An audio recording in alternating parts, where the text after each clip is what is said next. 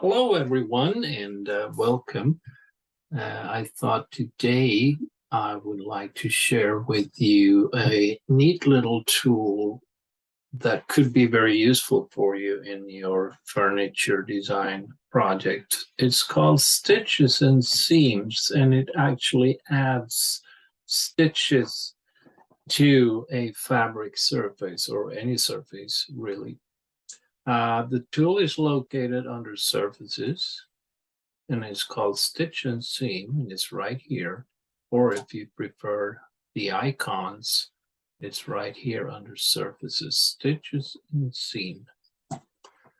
What I have here is a model, a sub-D model. It could be a backrest or whatever.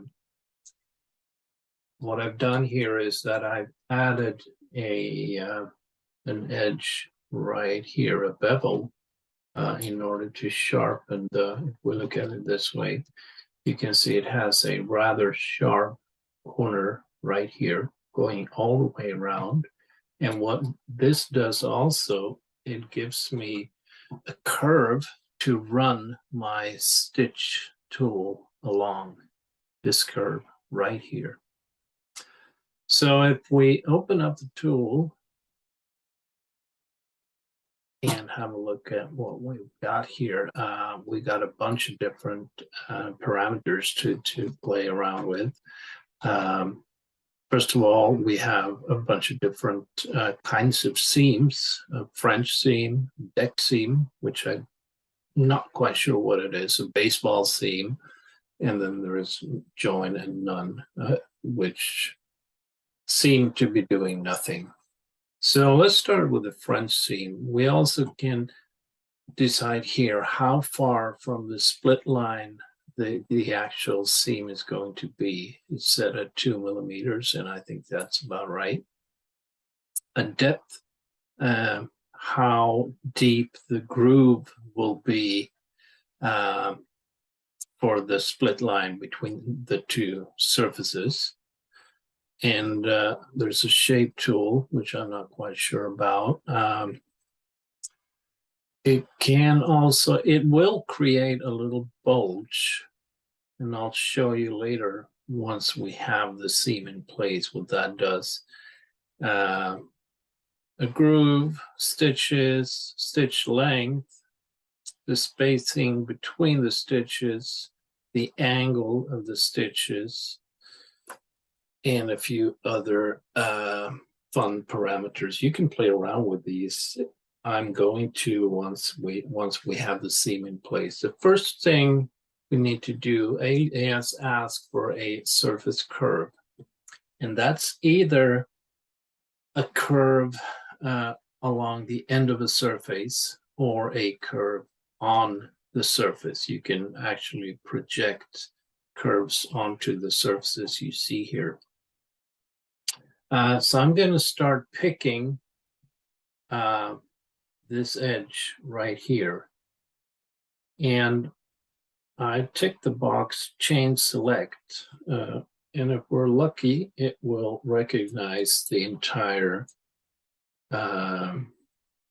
edge. Yes, you can see the highlighted curve goes all the way around here. And also the adjacent bases in pink right here. And if we're happy with that, and I think we are, we can accept by hitting spacebar. And then it asks me to add the adjacent surfaces on the other side. So I need to click these, and they turn yellow all the way around.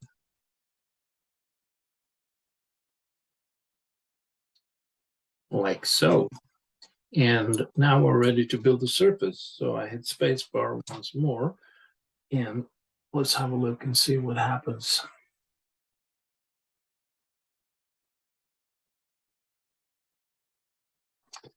Well, we got something here. It's kind of hard to see.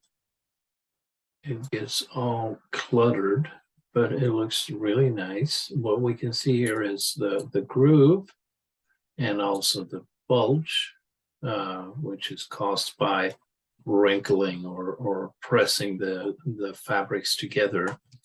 And also you can barely see the actual stitches here.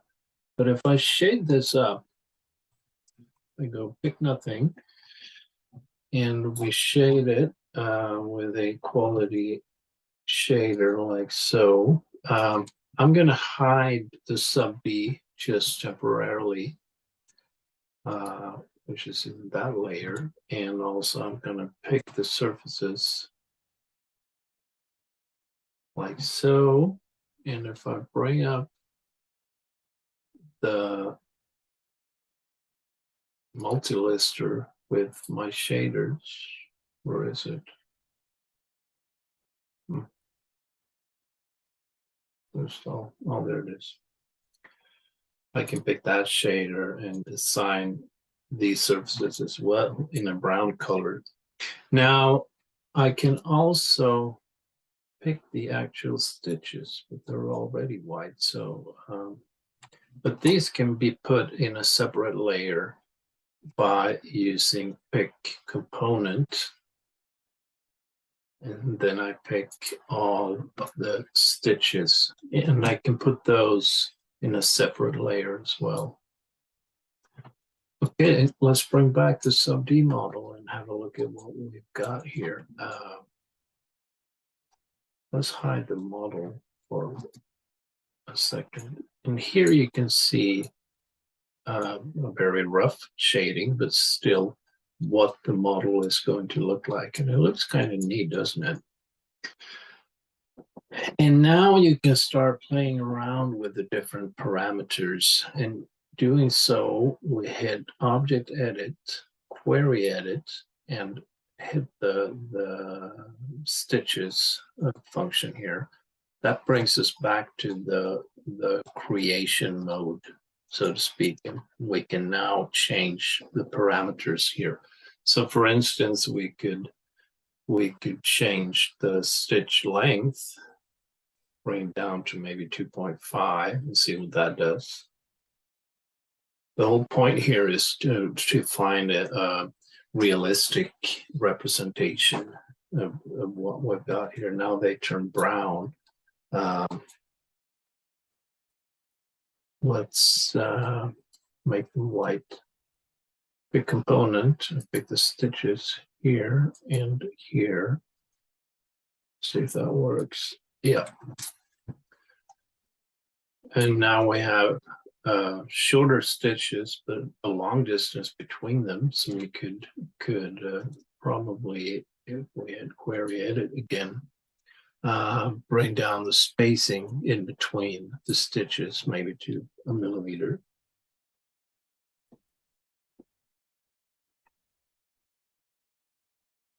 Takes a while for it to update. Some heavy calculations are being done here. Also, we do have an angle here. I don't know if we can bring that up. No, 5 is maximum. Down to 0 and then down to -5. 0 will make them straight, I believe. As you can see now, they're slightly angled towards each other.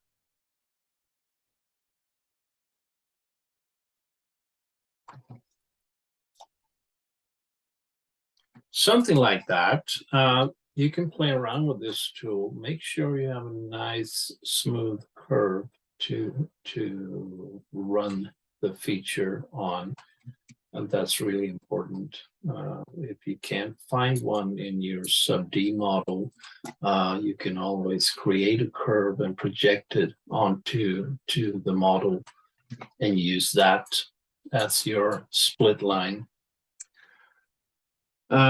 This tool works very well on sub D models, but also on NURBS models. So it's not restricted to sub D and your textile surfaces. It works very well also with NURBS surfaces. And I believe that's all. Thank you for listening.